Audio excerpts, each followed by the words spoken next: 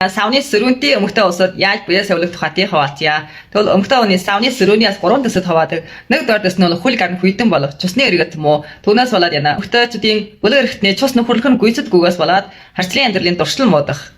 Хоёр доорт нь яна сарын хэрийн өвдөлтий болох, сарын хэрэн төгшгүй болох, цагаан чиг нь аривдах, цагаан чиг нь яна шингэрж уссыг болох. Гурав доорт нь бол хүндрээд журамслахгүй болох. Иймэрхүү улсууд яаж саваад улаацуулах вэ? Нэгд бол яна өдөр бусалсан бурамтын халуун ус уух хэрэгтэй. Хоёрд яна өдөр хөлөөд өвтөх хэрэгтэй.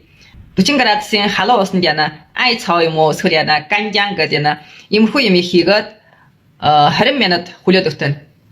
Тэгэхэл яна өдөр тамирын хөдөлгөөнд оролцох хэрэгтэй.